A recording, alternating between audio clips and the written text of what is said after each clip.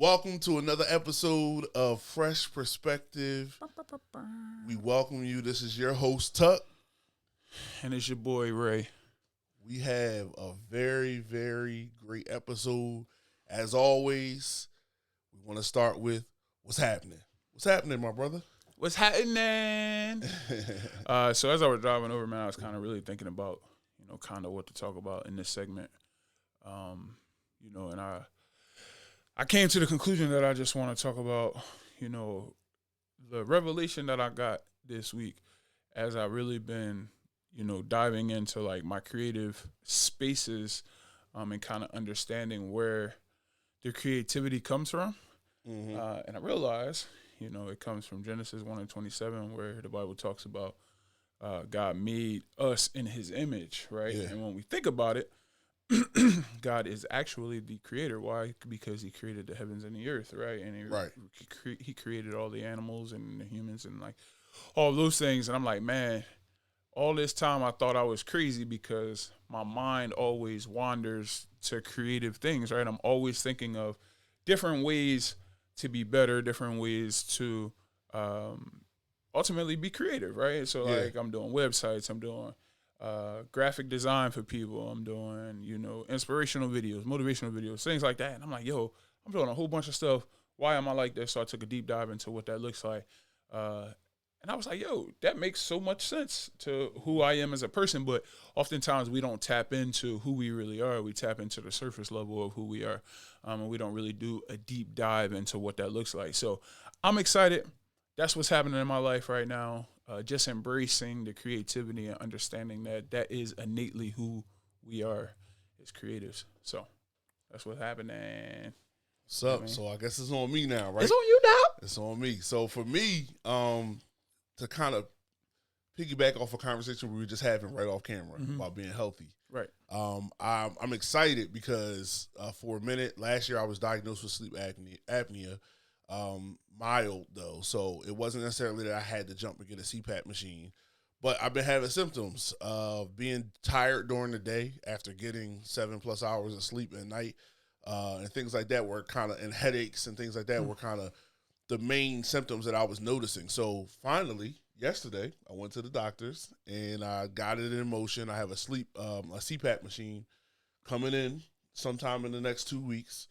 So I'm looking forward to it. A lot of my mentors who also use the machine have stated that it's one that allowed them to get good rest. So I'm looking forward to have a very good quality rest so that my 7+ hours actually feels like 7+ hours through the day so that I can get through the day, be sharp, and do what I need to do. So It's live and direct. It's live and direct. We are recording right now, buddy. You want to come on and say hi real quick? You can say hi. Say what up, though. Look at the camera. Say hi. You got to give him this. This is, give him the web. Web him up real quick. Come on. You got your mouth. You got to web them up. There you go. go.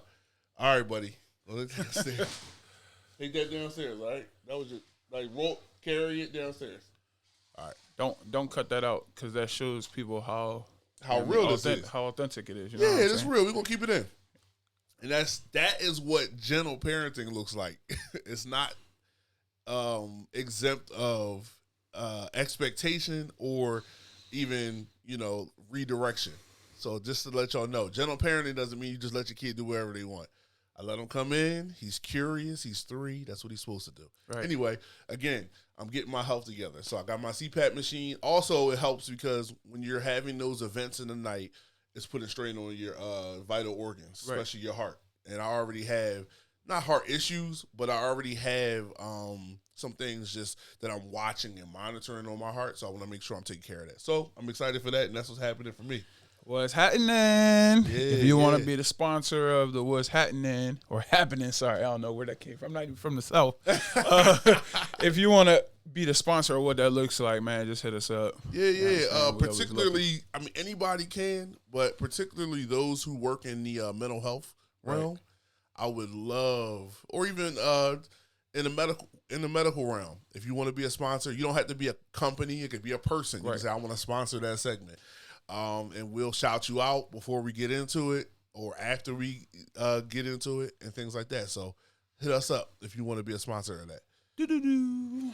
I gotta get these keypads right so we can start hitting some Jones. So the first thing we want to kind of transition into, we're talking about the state of our youth and particularly the violence that we've seen in the Philadelphia region, but even across the country. People have been talking about the violence in different cities, different places that youth have been engaging in.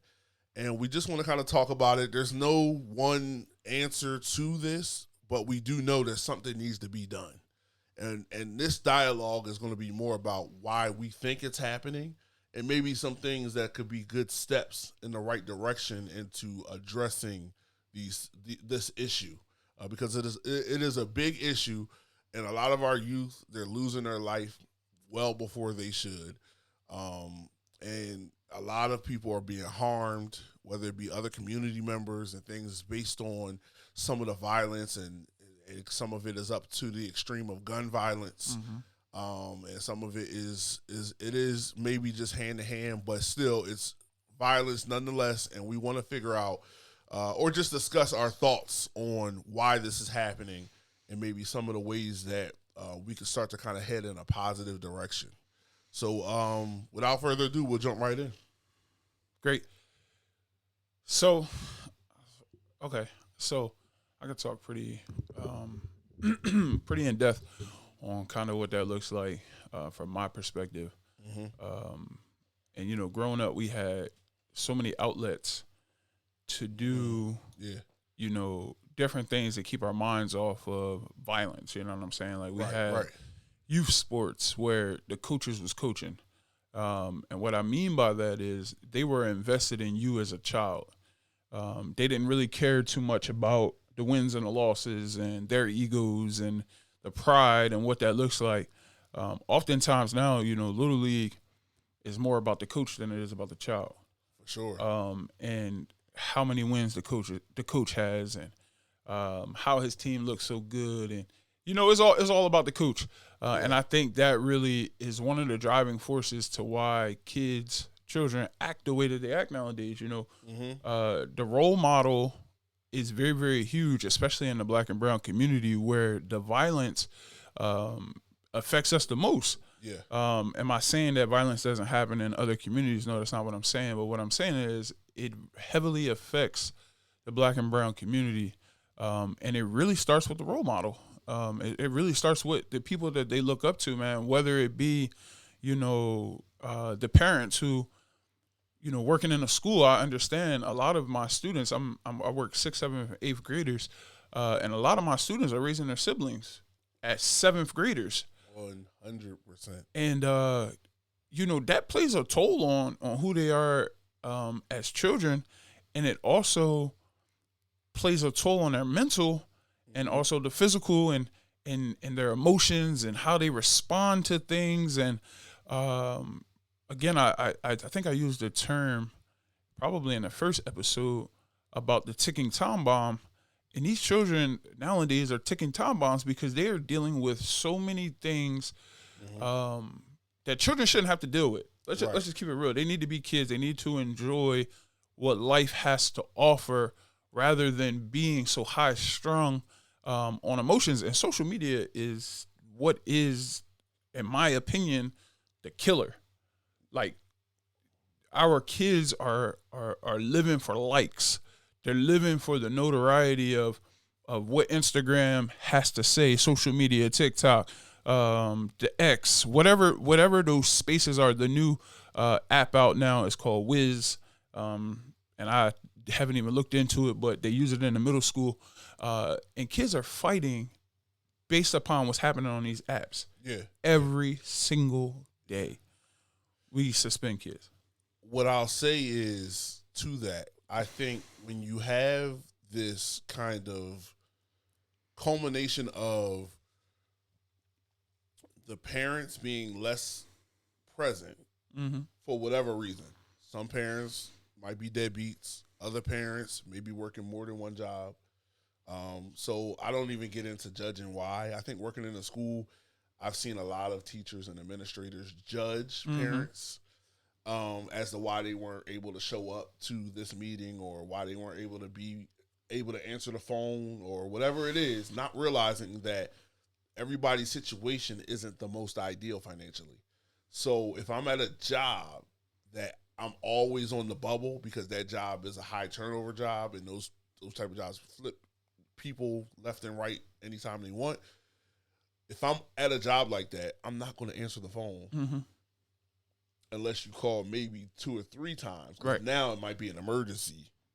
And so I've seen people, just to kind of, that's a caveat to say, I don't really get into judging why parents aren't involved. The reality is, for different reasons, parents can't be as involved as they were when we grew up. Right. And there's more people like that. And as we've gotten further away from the 90s and the early 2000s, there's less people just at home anyway. Mm-hmm.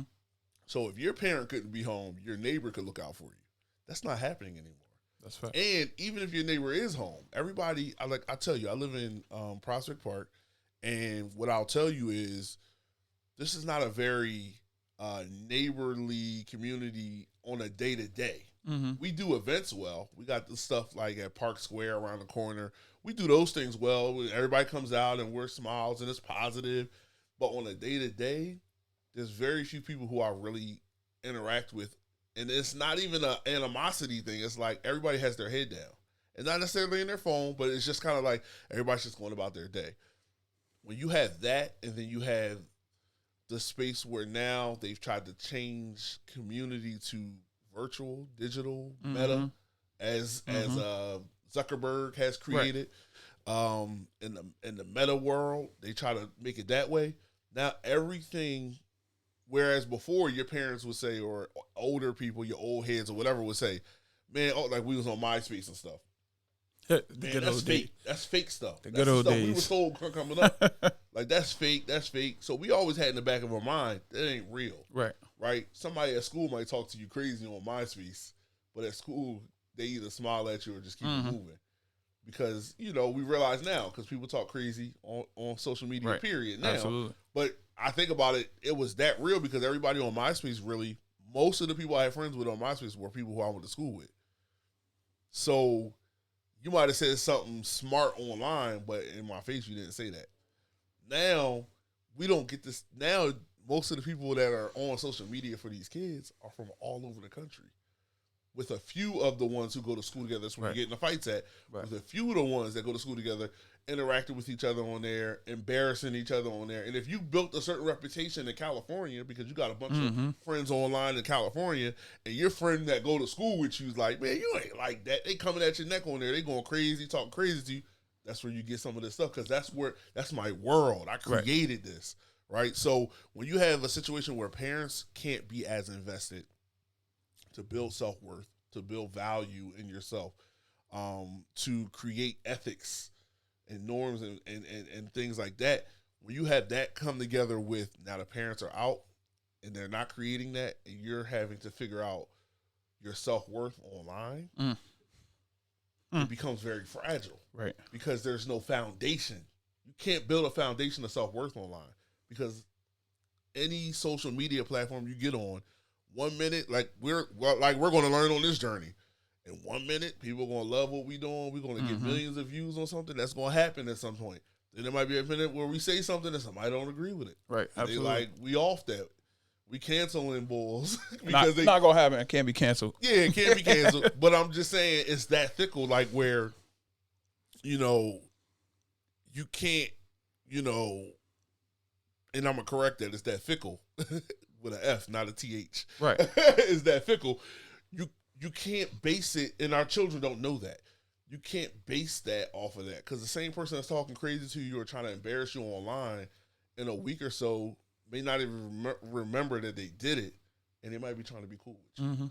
So I do think the online situation plays a part in it, but I think it's where opportunity met neglect. Right, so the opportunity for social media was there to connect with people all over the world, which is cool. It's a cool concept, but when you match that with neglect And neglect is not anything that's a judgment on anybody. Right. It's more of a reality.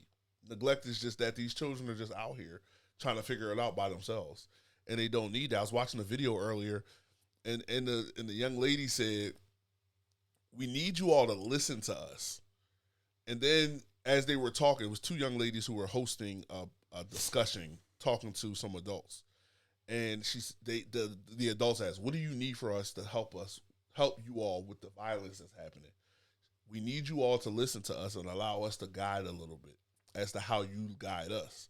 Give you some direction by you listening to us as to how we need to be led." But she followed up because she felt like it was sounding like she was saying, like, adults follow us. Right. She was like, no, I'm not saying that, because we're still young people. We need guidance. We can't think on everything you're thinking about as an adult. And so, that's the thing I was thinking about. It's like, we do need to listen, but we need to also boldly guide as well. But we need to guide from understanding. And that brings you to something that's in the word. Talking about dwelling with your wife with understanding, but we need to dwell with one another as well with understanding. And part of that is being quiet and listening. So I like that point. So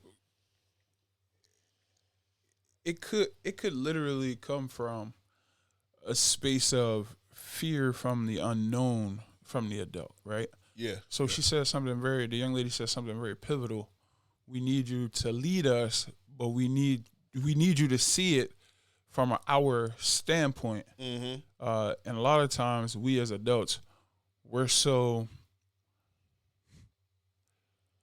responsive to the problems instead of proactive to the problems.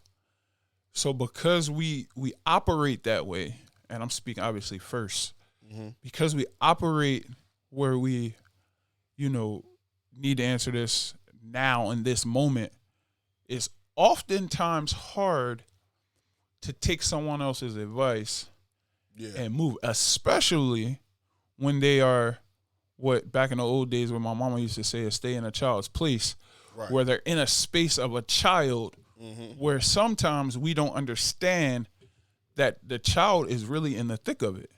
Exactly. You know what I'm saying? And they really have the perspective that's needed in order for us to actually lead them. Yes. Look at it this way, right? I'll give you a quick analogy. So a quarterback's on the football field. The quarterback is the extension of the coach, right? The quarterback is really in the thick of the game. Yes. As the coach, I can lead him by calling the right plays or putting the right personnel in place. Right. But he can only see when that blitz is coming.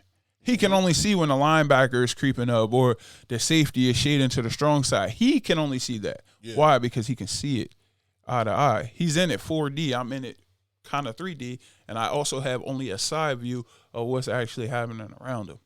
So it's the same concept with our children. The child is the quarterback in this thing, and the leaders are the coaches. Yes. And as a coach, you have to be able to adapt to what the game is doing, but you have to be able to adapt what the player is telling you the game is doing, and trust 100%. And trust that what that quarterback is telling you is correct. And if it is correct, you will see the results as you move forward because they gave you their perspective. Yes. Does that make sense? 100%. So my dad was that way as well. He coached several years, coached me. Right. And his biggest strong point to me was he would talk to the players in mid-game. So, like, foul shots, timeouts. What are you seeing? What's going on? This is what we prepare for. This is what I know of this team. But who's to say that they didn't add some wrinkles here or wrinkles there to throw off? Because everybody knows, like, if you watch film or anything like that, people are changing because they know people are picking up. Yep. So they got to change stuff. So he would ask us at those moments, what are you seeing? If he saw us getting frustrated, what's happening? What do you see? What's happening? No, that's a fact. What are you actually seeing on the court that is causing you such frustration? Because maybe I can help you based on my experience. So you're right. As a coach and as a parent and as a leader of children, we have to take that approach. Mm-hmm. We cannot prescribe anything to exempt them from having certain experiences. They're going to have them. No matter what we do, violence is never going to go anywhere. That sounds very hopeless, but it's just the reality. It's the human experience. Right. It's not going anywhere. How do we teach our children how to deal with it? How to avoid it? How to get around violence? How to see when it's maybe coming together before it happens. As a coach, you can't do that unless you're speaking with the player and you're saying to the player, what are you seeing? What's happening? When things are going left, what are you noticing about that? Okay, you saw somebody steaming up. That you could tell that they're getting, and you could tell the other person was reacting to that. You could tell. So, okay, so then what's the best step after that? Okay, this is what you're going to do, because I've been through this as a coach. Most of the time as a coach, you've either been around the game long enough or you've played the game long enough so that you can speak to certain experiences. But that's what that's good, bro. So, as you were talking, I sat here and I really thought about it, right? So I read this book in 2017. I got my appendix out 2016, 2017. Actually, it was New Year's Eve, 2016. I was supposed to go to a party, got my appendix out, right?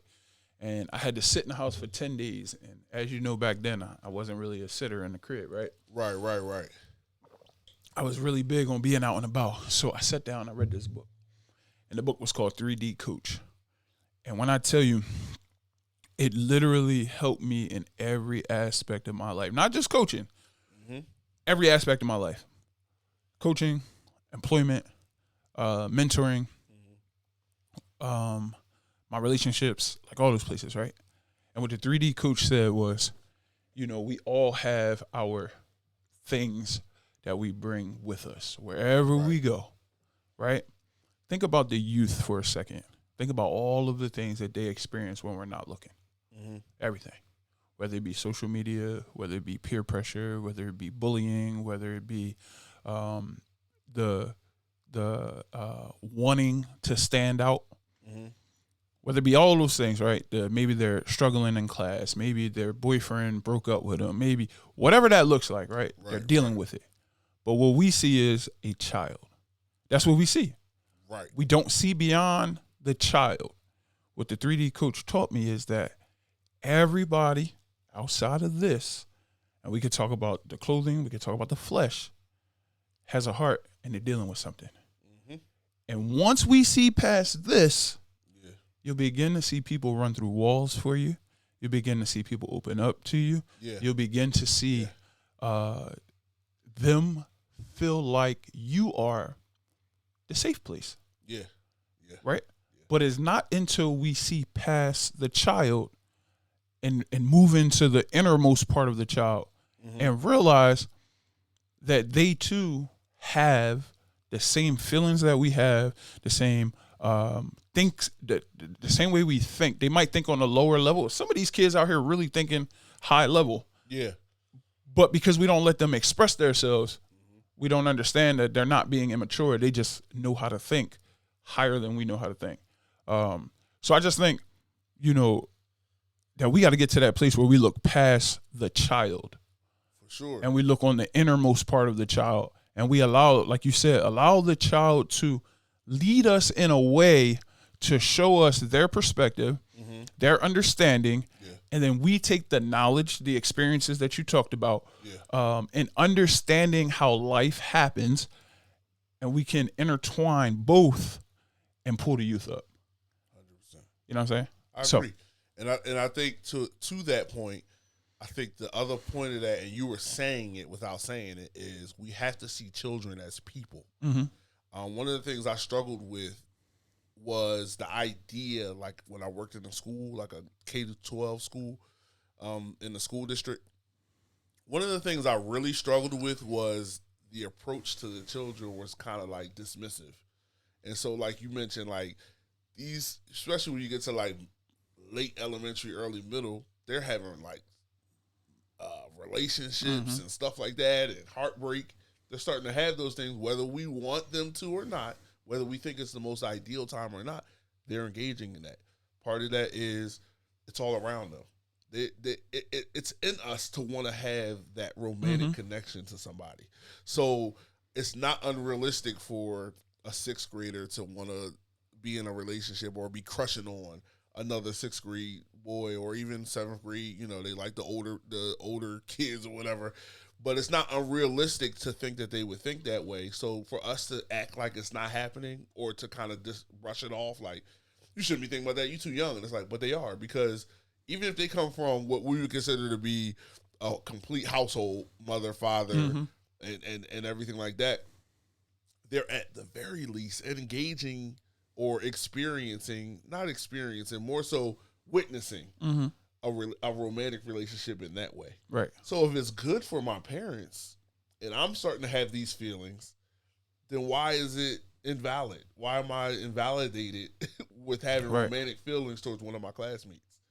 So I always struggled because there was this kind of unspoken rule that you don't talk about that kind of stuff with the students, or you redirect the conversation if they come to you to talk about like a boyfriend or a girlfriend or something like that. And my thing is, I think there's an appropriate way to handle it. And so this is this point of speaking and engaging the student like they're a person. And it's like, hey, I'm not going to talk to you because I don't know what your parents' stance on this is. I'm not going to talk to you like it's like I'm condoning it. But at the same time, you are feeling these things and you need an outlet to be able to speak about them. So for me, and people may not agree with this, but I really don't care. He said he's with I'll the send smoke. young ladies to a woman to talk about their, if they got a guy issues or something like that. And I'll talk to young men. That's just my stance on it, to keep it above reproach.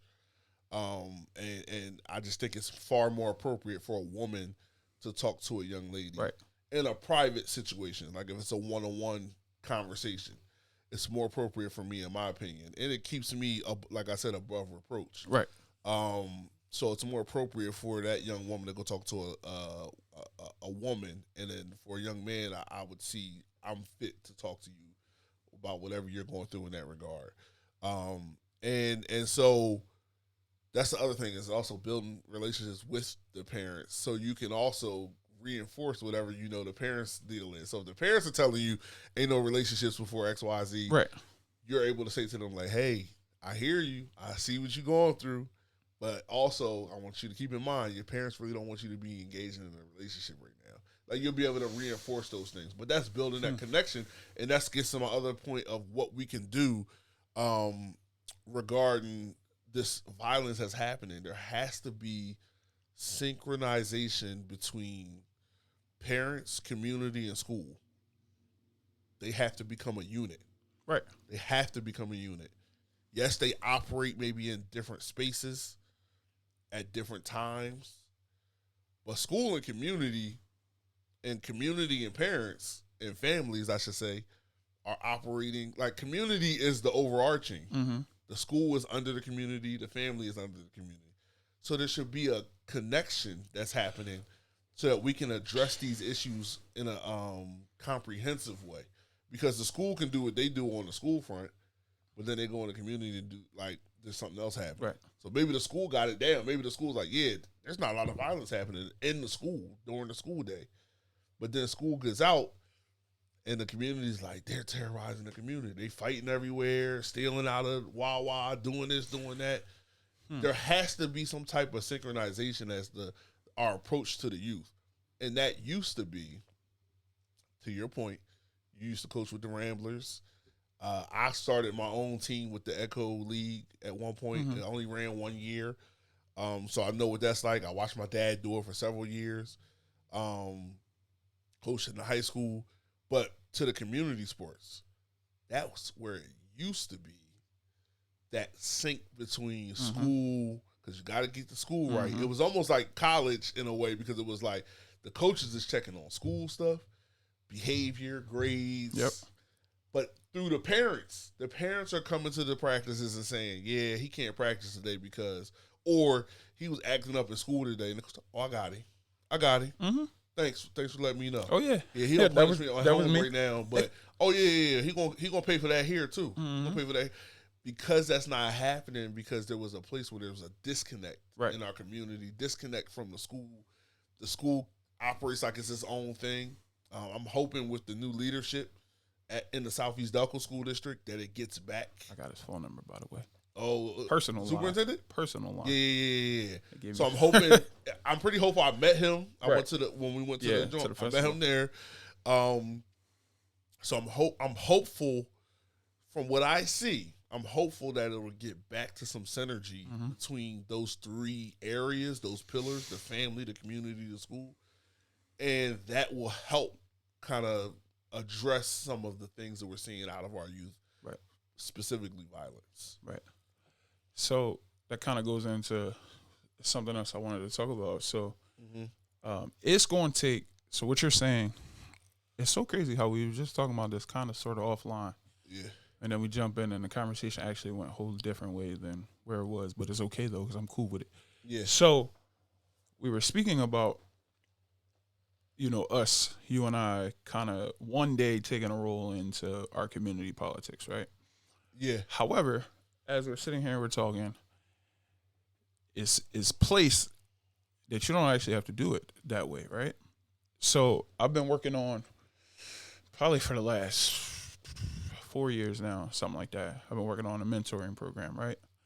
And because of my ties in the community and because of my semi-ties in the school district now with, the superintendent coming in, being a fresh, and some of the teachers who I'm connected with, the mentorship program is actually beginning to really take form now. Before it was just an idea, which was written out on paper. It was in my head. I shared it out with a few people. But now it's starting to take form of what it looks like, right? So we need across America, and, I believe that this vision is going to take us across America because the very essence of what the mentorship program is about is about, I'm not going to put it out there, somebody take my idea, and then we got beef. I ain't got time for that. But I'm just going to say, it's okay. We know where it came from. Yeah, I'm talking about. Just to let you know. Because we talked about this years ago. Oh, yeah. You see, you even remember. We was on the same wavelength. We was on the same wavelength. Like he said, things happen, time goes in between, but eventually God will see all things come to pass. That's a fact. So we know where it came from. Yeah, I'm talking about. You know what I mean? And we know there's other mentor programs out there, but it's going to be different when we do, because I'm getting it, I'm going to be on that too, because that's where my mindset is. Like I said, we talked about this it might have been more than 5 years ago. Yeah, if I really think about it, it was actually I do remember it was 2017 because it was you, myself, and it was James. We were sitting in my living room on South Ave. 100%. When we had to walk up the steps. Yes. To get to there. Yes. Yeah, that's where we were at. 100%. Yes. And we were sitting it was like a tan sectional. I remember it like it was yesterday at this point. Yep. And we were talking about what that looks like, and we were coming up with like a community day. And at the time, that's kind of right around the time I started the football team. So we were real big on trying to make sure that the football team was involved in the community, and we were adding Diamond Arrow Tribe in, and we were bringing in artists and all these kind of things to make it happen, and life lifed. And life lifed. And we still were productive. We were still fruitful while life was lifing. So don't get it twisted. But go ahead. That's no, because that was all like a flashback. Yes. Like it just like I could see us, envision us sitting there and talking, and I gotta find a notebook. Yeah. So I'm pretty sure I have it. But what I was saying is, so we need men and we also need women. And if you're hearing this and that's you, just hit us up. You can hit us up through our email, freshperspective20@gmail.com, and just put mentorship. But we need men and women who want to make the circle strong again. Yes. Where it's not broken, right? Yeah. Because community, academics, and family should all be in one circle. Yes. It shouldn't be a breakage in the circle, right? Right. But the issue is we have gotten away from the circle and we have gotten to self. And when we are selfish, that's when we see the most chaos, the most calamity happening around us. Mm-hmm. But when we come together, and like you were saying earlier, before we got on camera, you said community is common and unity. Yes. Right? So now we have things in common and we're unified. Therefore, Yes. we can go straight. When we link in arms and we in a circle, it is very, very difficult for somebody to break the link. Very, very difficult for somebody to break the link. Right. So we got to link arms together and win back our youth, man. It's not going to be easy. You know what I'm saying? It's definitely going to be a struggle because nowadays kids know what they want. They know what's cool. You know what I'm saying? I was young once. I knew what was cool. And looking back at it, it wasn't cool. But I had to grow up to learn and understand what that looks like. And I had people in my life, mentors and, family who I looked up to who helped pull me through what that looks like. So. Yeah. Well, that was, I think, a very good dialogue. That's something I think we'll continue to talk about because that is on the hearts and minds of us. Right. And I'm sure we're going to get people who feel the same way, especially from our area, specifically Southeast Delco, school district alumni. We really want y'all to reach out. We do the What's Your Passion each year, and that's wonderful. My whole thing is to take that and make that an event. That young man, I'm drawing a blank on his name. He was like, I called him T'Challa because he had on the glasses. His name is Vic. I forget his last name, though. I said he got all the best tech. So you got to be from Wakanda. Yeah, Vic. I love you, man. He's a brilliant young man. I'm just saying, man. He's a man. Right. That boy, and when I say boy, that's in a term of endearment. That's not a degrading term. That man did his thing when he started the What is your passion? What's your passion? Yep. When he started that, that's something that, again, when you see youth as people, you understand that they can create things like that are serious. They're not just into everything they do is not a fad. I think we think everything young people do is, oh, that's a fad. That's a phase in their life. They'll get over it. Mm-hmm. And it's like, no. They're young people who see what's happening in the world. They're thinking about resolutions, and they're implementing them. And this is What's Your Passion is all about.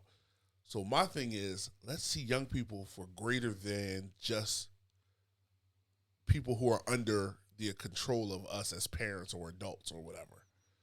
They're not just that. They have thoughts. They have feelings. They have vision. Sometimes they have more vision than us. And that's a fact. Because we see so many limitations and obstacles, and we say we got to be realistic.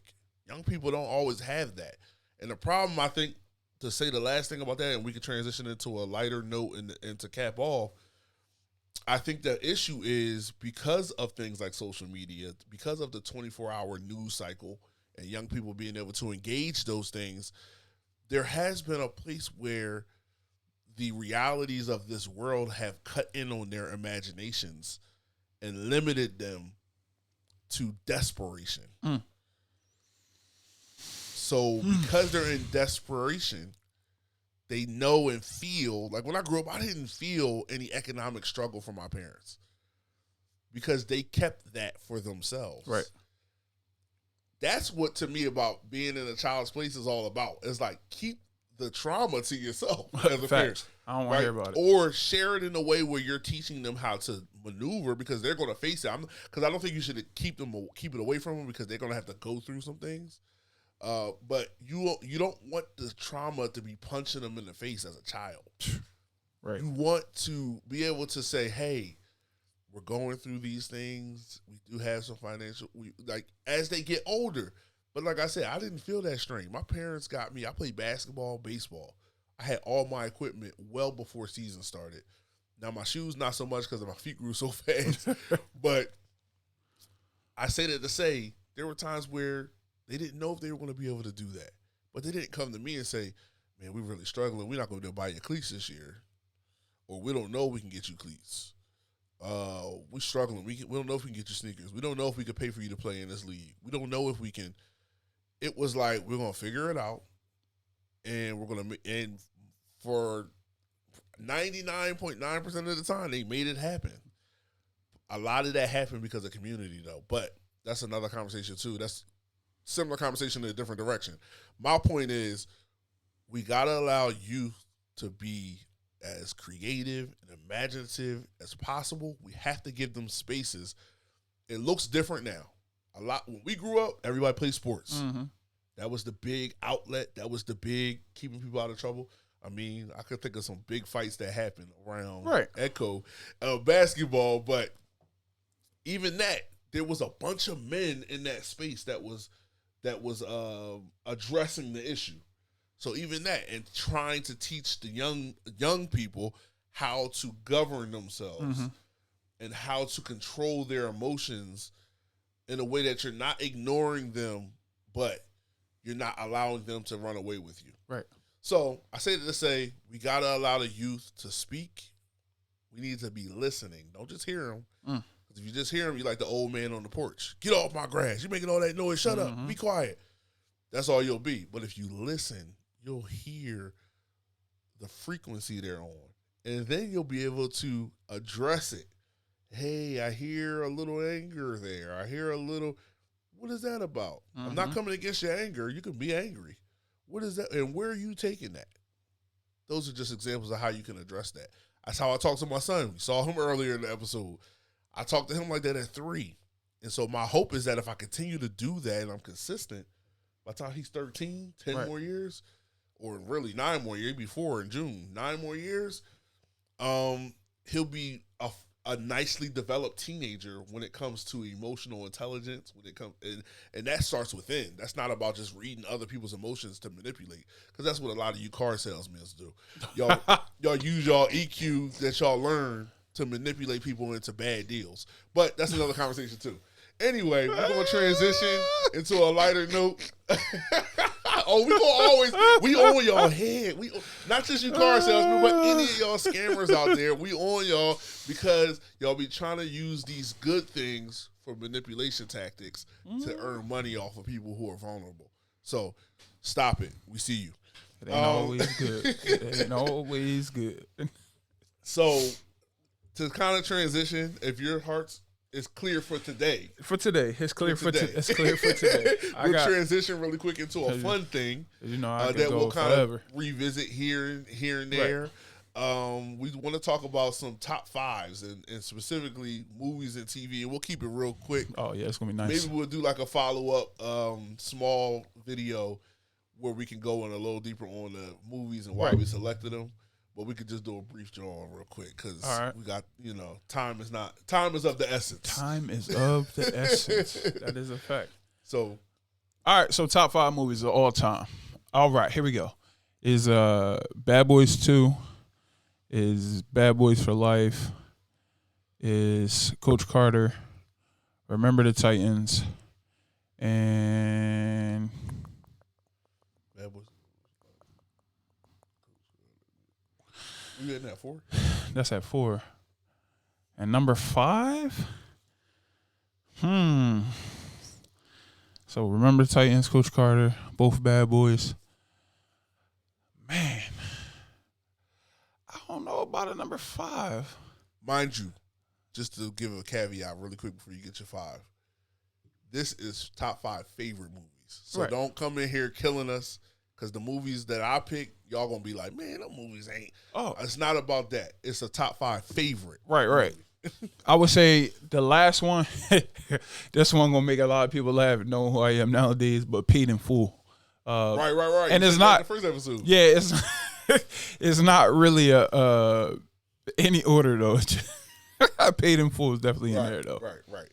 So my top 5 movies, I kind of went back to childhood. Right. So a lot of mine are childhood-like movies, and I do kind of take some creative liberty here. So first, Sandlot, Benny the Jet Rodriguez. I wanted a pair of PF Flyers so bad. Love it, Sandlot. I'm going to get me a pair of PF Flyers. I'm grown now. I'm getting my PF Flyers. I'm grown now. And they're not that expensive. They're probably one of the more least expensive sneakers that I actually want on my list. So I'm going to get that. You got Sandlot, Mighty Ducks, the whole trilogy. Oh, yeah. My favorite was absolutely 2. Was Mighty my Ducks. Favorite. But Mighty Ducks was lit. But the whole thing, Mighty Ducks is D1 to D3. You know what I mean? I love all of them. Home Alone, specifically the Jones with Macaulay Culkin in it. Yeah, because the other ones, they start going elsewhere. And they had one the one right after was okay. I was a little older when that came out. I watched it just because of, loyalty to the brand. Right. but it was okay. It wasn't horrible. But after that, they just went off. And maybe, I don't know, the younger generations might like that one. And then the last one on that top 5 is Lion King. Lion King will preach if you let it. That's what I'll leave. Yeah, he said everything the light touches is yours. Oh, my goodness. Think about He's preaching. Never mind, I'm about to wax, but I don't want to wax. I don't want to do it. I got time. I can make time. Listen. Just the wax is a little bit. Listen. But that just hit different when I thought about this this saying, bro, because we the whole identity thing, bro. When he ran off, let's talk about Lion King. Let's next podcast is gonna be Lion King. Yeah, and we're gonna watch it too. We're gonna both watch it before we talk about it. But Lion King is definitely gonna be a discussion. Yeah, we're gonna talk about that movie. Boy, there's so many nuggets in there. I want to give these aren't really child movies, but these are movies my parents let me watch because Devin McClendon, he used to come to, like, when we was in grade school and he, through middle school and stuff, he used to come to our house a lot, like after school, and stay at our house on the weekends and stuff like that.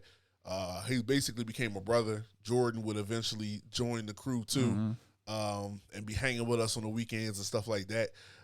So they are brothers. I mean, a lot of people might not know that, but they are our brothers. I love y'all. But these are movies that he kind of introduced us to, Major Payne and Meteor Man. Yo, we was goofy kids. Major Payne, we used to get that joint every weekend because of Dev.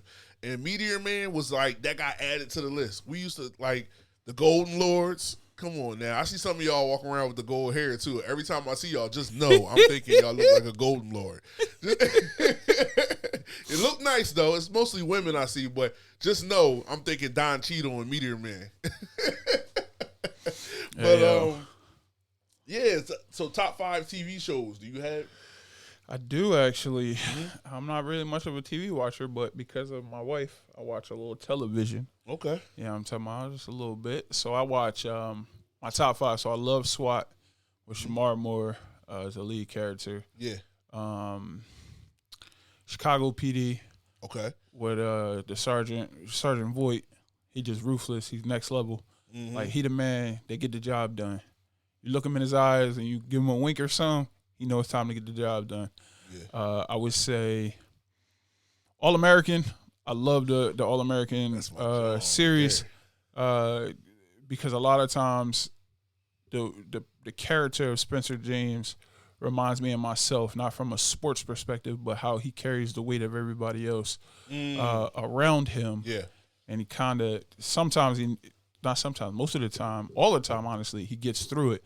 But it takes for him to internalize what it looks like first and then kind of push it out, but still listening to those around him who love him. Mm-hmm. So All-American is number 3. Number 4? Yeah, I really only got Sisters. I like Sisters on BET. That's my wife's show, but, I kind of got into what that looks like. And then the last one is going to be kind of funny to y'all. My wife is a soap opera watcher. Okay. She's young, but she watched soap operas like an old lady. You got to remember who raised us. No, that's a fact. Her grandma is 90 going on 91. Her mama is about to be, I think, 68 or 69 or something like that. Taste. Yeah, so my last, I guess, favorite would be General Hospital because Sonny Corinthos, he definitely different. Definitely different. As I say taste, I drink my This Is Good water. Yeah, go shop it. So, my top 5, my wife and kids, The Cosby Show. I know that might be controversial. It's not controversial. Keep going. The Cosby Show, A Different World, and then I'm going to come relevant. I'm going to go Abbott Elementary. Okay. And I'm going to go Just Ended, Snowfall. Okay. Okay.